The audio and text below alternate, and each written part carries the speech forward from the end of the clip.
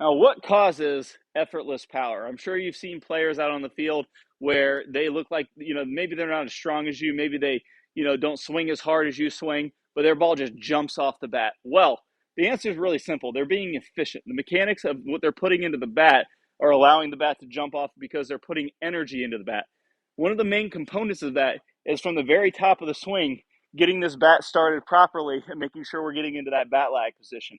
If you've followed my videos or the Pro Speed hitting system at all, you've heard me talk about bat lag a lot because of how important it is to transition properly from the top of the swing, making sure that when we go from the top of the swing, we're in position to release the bat properly. If we're out of position, hitting immediately becomes very difficult and takes a lot of energy out of our body, and we might feel like we're making really hard swings, but we're not actually making really hard swings. So let's just go over that bat lag position real quick. We want to make sure from the top of the swing, we want to make sure as our hands are going out and down to the ball, this bat, as we change direction, lags behind us and drops down into the lag position. This is going to be anywhere from the top of the shoulder to about middle of the arm.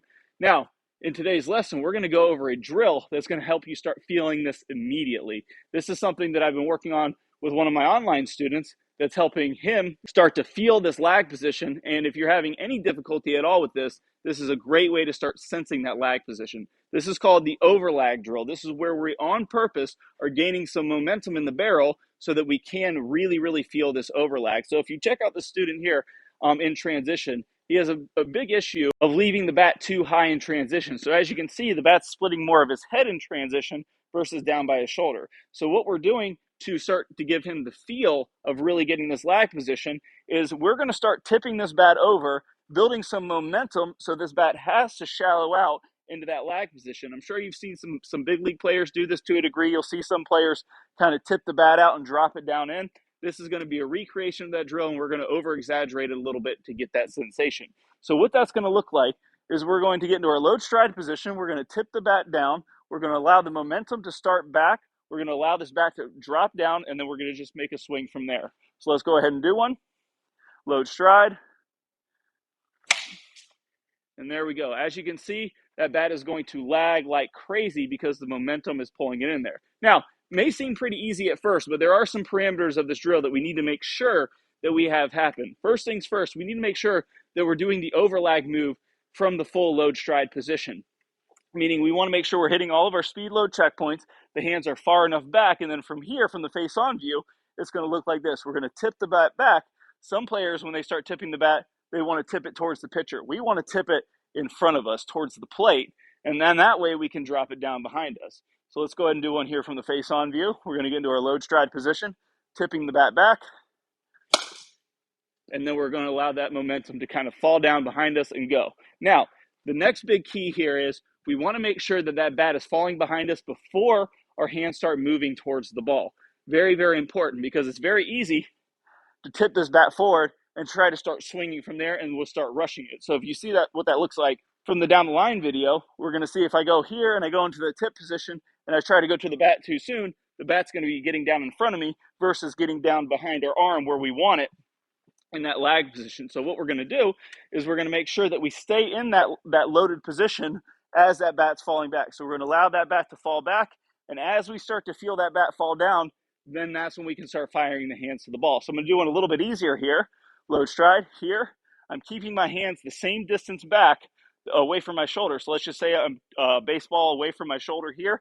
I'm keeping my hands baseball away from my shoulder until I feel that bat drop down, and then I'm going to make my swing. So a little bit easier pace, drop down, and then we're going to make our swing from there. So when you're working on this, there's a lot of moving parts in the bat. So don't worry too much at first if you're not hitting the ball super solidly. What we're looking to do is start getting a sensation of bat lag, really allowing that bat to fall down behind us so we can feel this. Let me show you what that looks like again from the down the line view.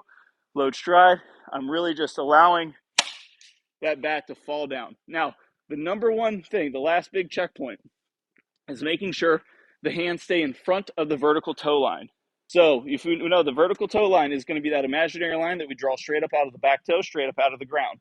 So let me get set here. We're going to go straight up out of the ground. I'm going to make sure that when I load stride, my hands are staying in front of that line at all times. We're going to tip the bat back. As the bat's tipping back, I don't want to bring my hands way back behind me. I'm going to leave my hands in front.